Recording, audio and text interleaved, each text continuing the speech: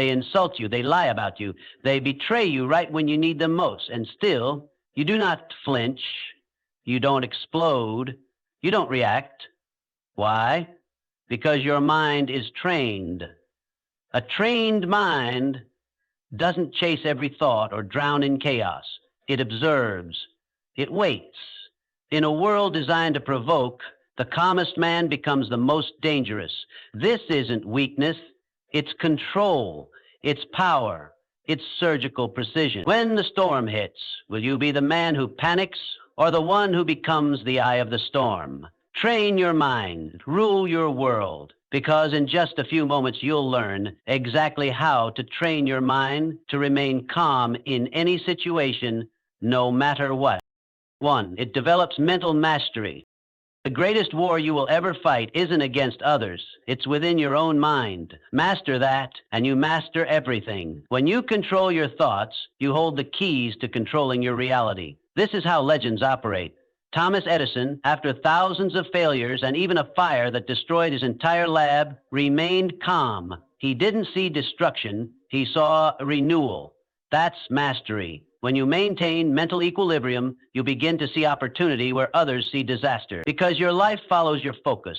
A mind full of fear sees more fear. A mind guided by purpose sees paths where none existed. Your thoughts build your world. Fill them with fear, and life becomes a battlefield. Anchor them in discipline, and life becomes a blueprint. Calm isn't passivity, it's strategic dominance. The calm man calculates while others collapse. He acts not because he has no fear, but because he has trained his fear. Precision doesn't emerge from panic. It's born in silence. And the world rewards precision, not noise. Let others burn their energy in overreaction. You will be the still flame that never flickers. Because you've built a mind that is not tossed by wind or drowned by wave. A mind that doesn't seek safety in the absence of storms, but rather strength in the middle of them. This is not about suppression. This is about transformation. Your thoughts, when disciplined, become your shield. Your silence becomes your sword. And in a world where everyone is reacting, chasing, screaming, you become the anomaly, the one who pauses, the one who chooses, the one who thinks 5 moves ahead while others are stuck reacting to their first. Understand this. The calm mind is not void of emotion. It is the master of it. It feels deeply, but is not driven recklessly. It hears insult, but doesn't bend. It sees betrayal, but doesn't break. Because a trained mind knows that emotions are signals, not shackles. They inform, not command. And when others are hijacked by their impulses, you hold the wheel with both hands. You move deliberately. You respond like a surgeon, not flinching, not rushing, just cutting through the noise with calm, calculated intent. This is what real power looks like. Not the power to control others, but the power to control yourself in a world that rewards outrage and overreaction. And because you refuse to be a puppet pulled by strings of anger, doubt, or fear, you rise above. Your energy becomes undeniable. Your presence becomes command. And what most men chase, respect, admiration, loyalty, begins to flow to you without force. Why? Because people follow clarity. They trust consistency, and they are drawn to composure, like ships to a lighthouse in a storm. Most will never get here. They will ride emotional roller coasters their entire lives, blaming the tracks rather than learning to build the engine. But you've chosen the harder path, the path of stillness, of study, of self-mastery. You don't just want to look powerful, you want to be powerful. And that begins not with loud declarations, but with quiet decisions made in private moments. When no one is watching, when the emotion is strong, when the temptation to react is screaming.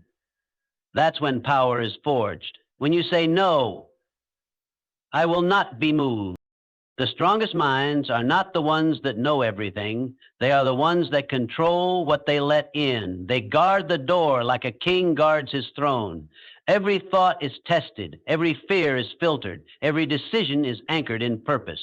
And because of that, nothing gets in that doesn't serve the mission. This kind of mental discipline makes you invincible, not in the sense that you'll never face pain, but in the sense that pain will never define you. Setbacks won't derail you. Criticism won't break you. Chaos won't consume you, because you are rooted in something deeper than circumstance. You are rooted in calm, in mastery, in the unshakable awareness that while others live on the surface, you operate from the depths. Let others scream louder. Let them chase faster. Let them try to impress, to please, to react, to win approval. You don't move like them. You don't play their games. You walk into rooms with a presence that says, I don't need control. I am control. And that aura, that calm, intentional, storm-proof presence is what makes you untouchable. Not because you have all the answers, but because you don't lose yourself searching for them. So stand tall, speak little, think deeply, watch the world burn around you if it must, but never let it set your mind on fire. You are not here to be consumed. You are here to command, to lead, to endure, to conquer, not through chaos, but through calm, because you are not just a man. You are a master of your mind, and in mastering that, you master everything. 2, it develops controlled attention. When tension builds, most people spiral, but a trained mind shifts its focus from chaos to control. That's the art of controlled attention. Your emotions don't come from your circumstances, they come from your thoughts. Interrupt the pattern, breathe, ask, what can I control right now? Then act. Calvin Coolidge said it best, 9 out of 10 troubles never arrive. Panic is imagination without control, but action drowns emotion. Move. Call someone, write something, start small. The power is in doing. Most people wait for courage to act, but courage doesn't come before action, it follows it. The moment you choose motion, you reclaim control, and that control sends a message to your subconscious. I am not powerless. That is how confidence is built, not through perfection, but through movement. Even a small step can break the emotional spiral, because the real catastrophe isn't what happens, it's believing you're helpless. Train your brain to move when it wants to freeze. That's the mindset of a leader. Action becomes clarity. Action becomes composure. Action is how the calm prevail while the anxious retreat. And this is the secret they never taught you in school. Motion is medicine for the mind. When anxiety wraps around your chest and your thoughts feel like quicksand, your brain tells you to sit, to stall, to wait. But stillness in those moments is not peace, it's paralysis. And what looks like calm on the outside becomes chaos inside. That's where most people get it wrong. They wait for a better mood. They wait for motivation. But waiting doesn't produce clarity. It prolongs confusion. Clarity doesn't come in stillness, it's summoned by movement. Every decisive action you take, no matter how small, sends a message deep into your nervous system that says, I'm not the victim of my environment, I'm the architect of my response. This flips the script. Suddenly you're not running from emotion, you're running it. You're not trying to survive the wave, you're surfing it. That's the power of controlled attention. It doesn't pretend the storm isn't real. It just chooses where to aim the ship. Because make no mistake, where your attention goes, your energy flows. And if you let your attention be hijacked by problems, your energy becomes scattered. But if you anchor your focus to progress, to purpose, to a single controllable step, your energy becomes a weapon. It cuts through confusion like a blade through fog. This is where mental discipline separates the reactive from the resilient. While others let their emotions dictate their actions, you flip the formula. You let your action dictate your emotion. The truth is, you don't need to feel confident to act. You need to act to become confident. You don't need to feel ready. You need to start, and readiness will rise from the ashes of resistance. Start anywhere. Send one message. Open one book. Clean one corner of your room. Go for a walk. Take that uncomfortable call. Progress is not always glamorous, but it is always powerful. And once you feel the momentum, the anxiety starts to shrink, not because the world changed, but because you did. Controlled attention is like a muscle. If you never use it, it stays weak. But the more you train it, the more powerful it becomes. At first, you'll need to remind yourself to shift your focus consciously, repeatedly. But over time, it becomes instinct. Just like a boxer learns to slip a punch without thinking, you'll learn to redirect your thoughts before they land a hit. And that's when you become dangerous. Because no external chaos can shake the internal clarity you've built through repeated action. Your mind, once convinced of your capability, will begin to work for you, not against you. It will stop defaulting to panic. It will start offering solutions. That's what happens when you interrupt the loop. That's what happens when you stop obeying the fear and start challenging it. Because most fear is recycled fiction, a projection, not a prophecy. And it dies the moment you step into the arena and take action. When you act despite discomfort, you teach your mind that discomfort is not the enemy. It's the invitation. It's the edge of growth. And every time you cross that edge, your threshold expands. You become less sensitive to pressure, less paralyzed by doubt, and more committed to motion. That's how the greats are built, not by waiting for the world to give them green lights, but by deciding to move through red ones with intention. So next time your thoughts start spiraling, don't wrestle them. Don't argue. Just redirect.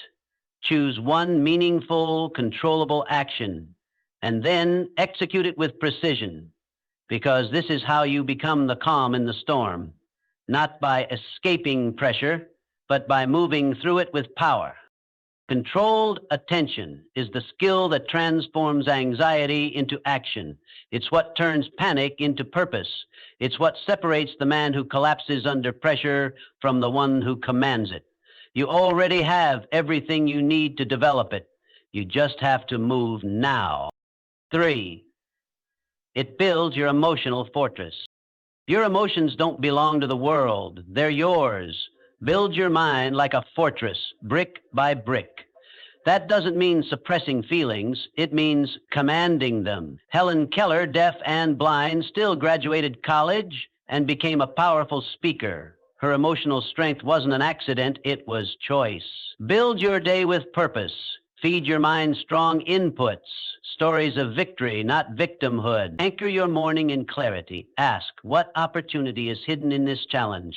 Guard your mental gates. What you read, what you hear, and who you surround yourself with either strengthen or sabotage your mind. Even Jefferson warned that not everything you hear is worth believing. Your mental garden must grow gratitude, because nothing negative survives the presence of thankfulness. Andrew Carnegie didn't dwell on loss. He focused on what remained. Build your watchtower. Monitor your thoughts. Replace fear with facts. Replace bitterness with belief. Your mental fortress isn't a wall to hide behind. It's a foundation to stand on, because in the battle of life, only the prepared mind survives. And a prepared mind isn't built overnight. It's built moment by moment, thought by thought, like laying stone under pressure. The world will test your emotional architecture with criticism, rejection, betrayal, and chaos.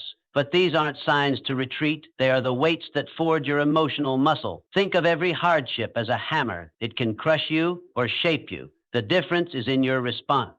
When you treat your emotions like tools rather than tyrants, you take the first step towards psychological sovereignty. You no longer obey every spike of anger, every wave of anxiety, or every echo of doubt. You study them. You intercept them. You redirect them like a master general adjusting his battle plan. That's why your mental inputs matter more than most realize. You cannot binge poison and expect peace. The songs you listen to, the media you consume, the voices you tolerate, these are either bricks in your wall or cracks in your foundation. A single voice of doubt, repeated often enough, becomes your own. But so does a voice of strength. Your environment is either training your mind or weakening it. You must curate it with the discipline of a gatekeeper. This isn't paranoia, it's responsibility. You're not cutting people off for ego. You're protecting your mental sanctuary so you can serve your purpose without interference.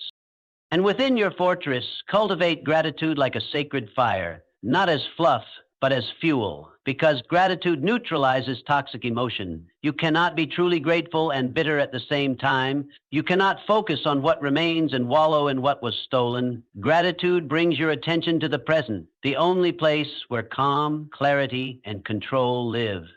Carnegie understood this deeply. When everything collapsed around him, he didn't curse his luck. He recalibrated. He counted what was left, not what was lost. Gratitude wasn't an emotion. It was a strategy, a weapon to shield his mind from the poison of despair.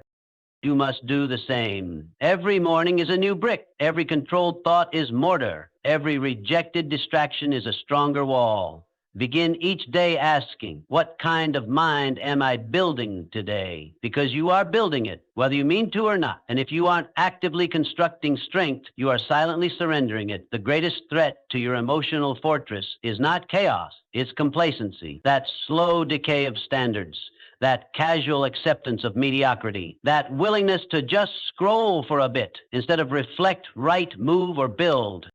So stand your watch. When a negative pattern tries to creep in, cut it off. When fear whispers, you're not ready, respond, I'm preparing. When envy or resentment rises, remind yourself, someone else's success doesn't take away from mine. It proves what's possible. This is how the inner walls rise. This is how the inner king takes his throne, not by conquering others, but by conquering inner chaos. You must understand, the mind is not a neutral battleground. It is under constant siege from advertisers, from opinions, from fear-based headlines and noise that doesn't serve your growth. Every day you let your guard down is a day your fortress is exposed. That's why consistency matters more than intensity. Reading, mental hygiene, reading, reflecting, meditating, journaling, learning, pruning what doesn't serve you. These are not luxuries. They are your daily armor. And when you build this fortress with discipline, you become unshakable, not immune to pain, but unmoved by panic, not untouched by challenge, but unbroken by it. People will wonder why you don't flinch in fire, why you don't spiral when things fall apart, why you seem composed when others collapse. They won't understand it wasn't luck, it was architecture, it was design. You built your mind to see the storm without becoming it. That's the reward of emotional mastery. You don't need perfect circumstances, you just need perfect preparation. So keep building, keep guarding, keep reinforcing, because one day the winds will howl and the fire will rise, and while others crumble, you'll stand strong in the silence of your own mind. Not because the world got easier, but because you got stronger. And no one can take that from you. 4, it develops emotional support. You cannot walk this path alone. Greatness is never a solo mission. Build your circle, your mastermind. Even Henry Ford had one. Surround yourself with those who strengthen your discipline, challenge your thinking, and believe in you. Meet regularly, speak honestly, share both wins and wounds. This isn't about popularity, it's about alignment. When storms come, your alliance will keep you steady, not with advice, but with presence. Not with answers, but with understanding. The world celebrates the lone wolf, but legacies are built in tribes. A powerful circle will remind you of your strength when you forget it. They will push you higher when you want to settle. They will tell you the truth, not what's easy. Structure your meetings, set intentions, track your growth, and at the end of each session ask, what did I learn about myself today? That question alone can shift your whole trajectory. Because in this noisy, distracted world, your calm, focused circle is your secret weapon. Your circle is more than just a support system. It is your emotional insurance policy. When your thoughts begin to spiral and your confidence cracks under pressure, the right alliance doesn't just remind you who you are, they reinforce who you're becoming. Their belief in your potential doesn't inflate your ego. It fortifies your spirit, and sometimes that's exactly what you need. Not someone to solve your problems, but someone who won't let you sink into them. This kind of emotional support isn't about fixing you, it's about fortifying you. Choose these people with surgical precision. You don't need a crowd, you need clarity. 3 people who live by discipline, who understand what it means to struggle and still rise, are worth more than 100 empty handshakes. Their feedback will sting at times. Good, That means it's cutting deep enough to matter. Great alliances don't flatter, they sharpen. They don't echo your excuses, they challenge them. And they won't let you quit on yourself when you're tempted to shrink. Create rhythm, whether it's weekly calls, monthly meetups, or voice notes exchanged between breakthroughs. Keep the connection alive. Real connection creates real accountability. And where there's accountability, there's growth. This isn't just emotional support, it's emotional calibration. A powerful circle holds a mirror to your blind spots and a spotlight to your potential. That is how empires are built from the inside out, with a brotherhood that refuses to let you crumble. So guard this alliance fiercely, cultivate it intentionally, and when the world tries to isolate you in silence, you'll have a war drum of loyalty beating right behind you. Because in the pursuit of calm, in the building of an unshakable mind, no tool is more powerful than the presence of those who refuse to let you fall. 5. It transforms your self-talk and reality.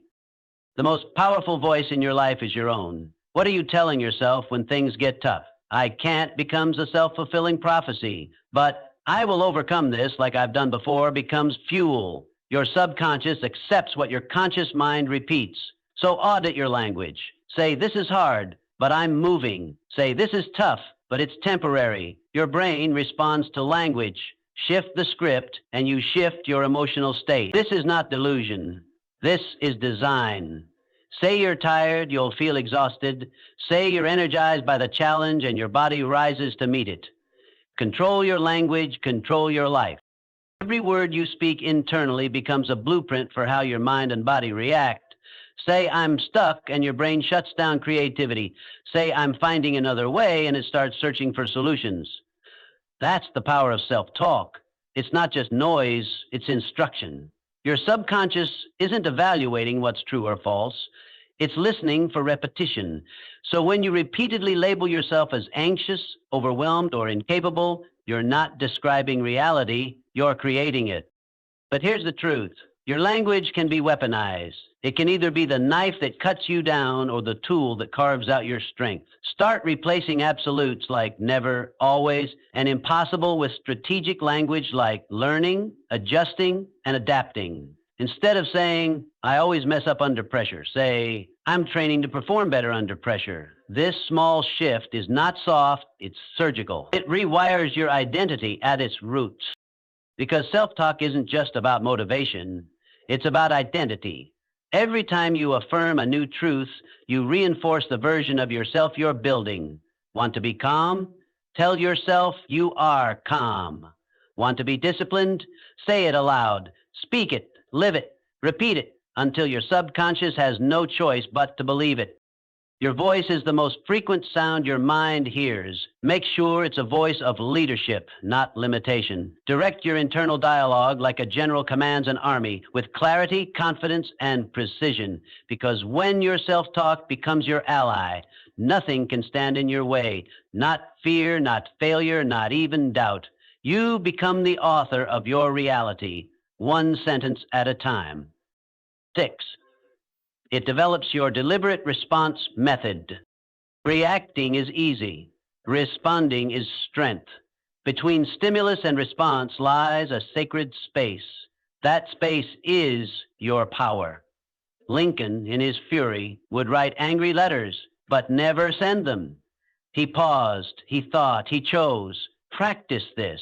Count to 10. Ask, will this reaction help me become who I want to be?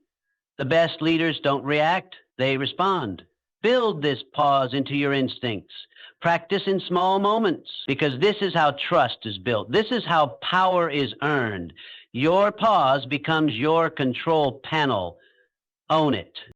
In that brief space between what happens and how you respond, entire destinies are shaped. Most people never find that space. They live on impulse, slaves to the spark. They mistake speed for strength. But real strength is restraint. It's the power to hold your fire until it can be directed with purpose. Because reacting is emotional discharge, temporary relief, long-term regret.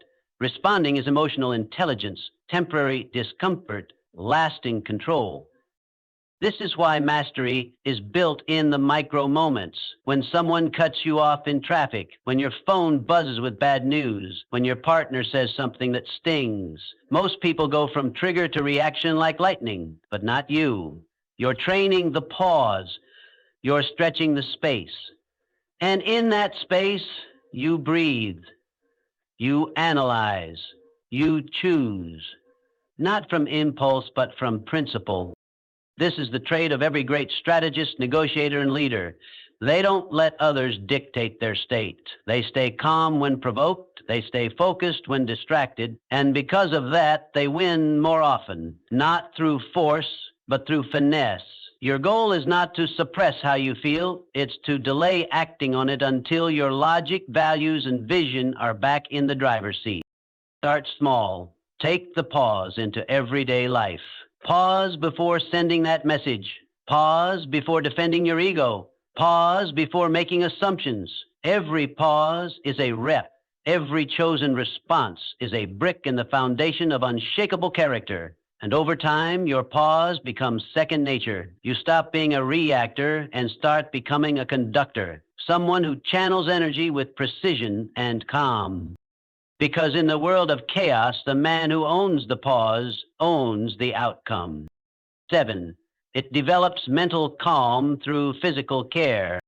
Your body and mind are one unit. A tired body will sabotage a sharp mind. John D. Rockefeller adjusted his entire lifestyle for calm and lived to 97. 3 essentials: sleep 7-8 hours, move your body daily, and eat clean. Limit stimulants. These aren't luxuries, they're your foundation. Your calm depends on your care. Start small, get consistent. Your emotional clarity will follow your physical discipline. Too many people chase mental strength while neglecting the very system that fuels it, the body. But you can't expect calm clarity from a mind trapped in a fatigued, inflamed, or overstimulated body.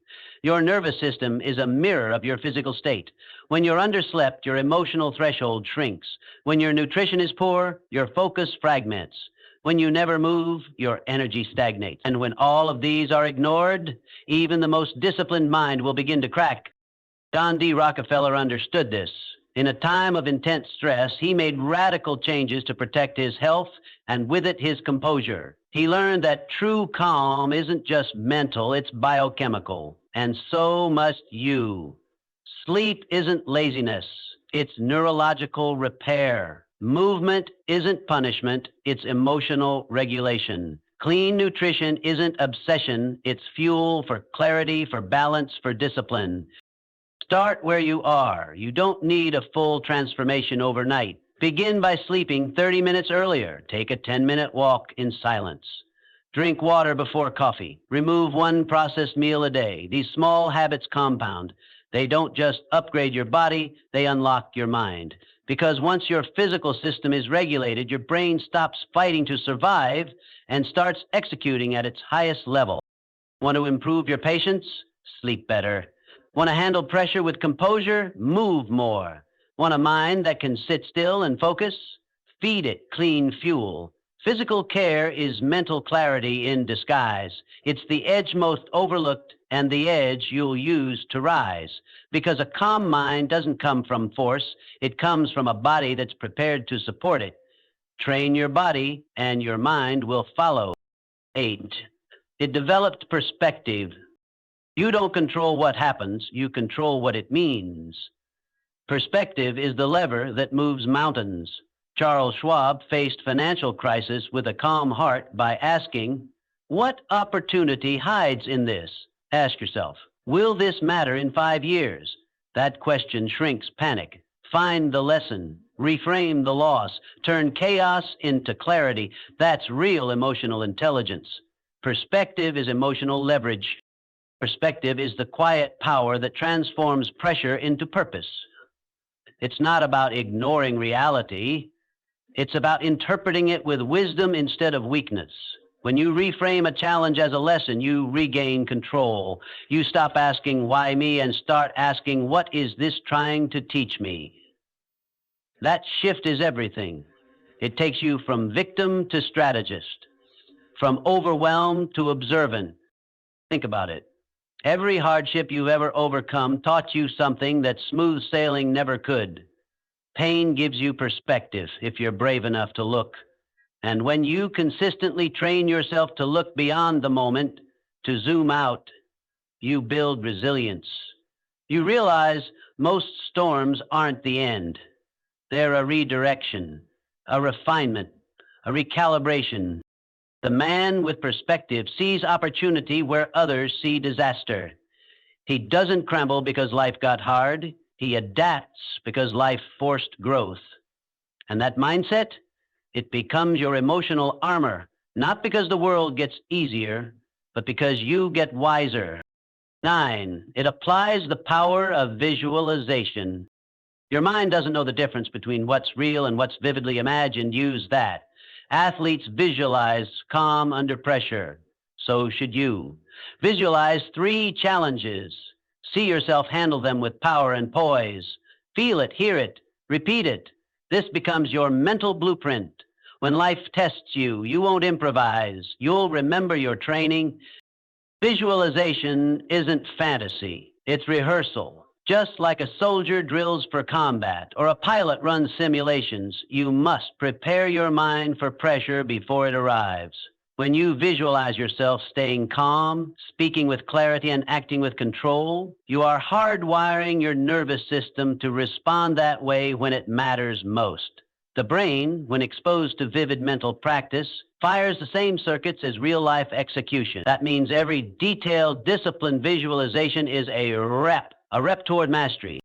So don't just think about it, train it. Sit quietly each day. Picture a confrontation, a high-stakes moment, or a stressful situation. Now see yourself breathing slowly, standing tall, choosing your words with power and precision. Repeat this until it becomes second nature. When reality comes knocking, you won't freeze, you'll perform, not from guesswork, but from mental muscle memory. That's the power of visualization. It turns the mind from a guessing machine into a guided missile. It leaves a legacy of composure. Your calm will outlive you. Florence Nightingale didn't just change healthcare, she calmed chaos. Your children, your team, your community, they will learn from how you respond to stress, your voice, your posture, your energy. That is your legacy. Legacy isn't built in wealth, it's built in weathering storms. Build this presence, practice this peace, because when the storm comes, and it always does, you won't just survive, you'll lead. Legacy isn't carved into stone, it's etched into memory. People won't remember every word you said, but they'll never forget how you made them feel in the middle of a storm. When chaos erupts and emotions run high, the calmest person in the room becomes the anchor. That anchor becomes legend. Your children will model your reactions. Your team will mirror your tone. Your composure will teach them more than any lecture ever could. And that's the power of emotional leadership, not through control, but through example. When the world shakes and you remain centered, you send a signal. Strength is silent and poise is power. Every time you choose presence over panic, you show others it's possible. Every calm breath, every grounded decision, every patient word, it echoes beyond the moment. So build your legacy with each response, not by avoiding pressure, but by rising under it. Because someday someone will say, I stayed calm because I watched you. That's real impact. That's a legacy worth leaving.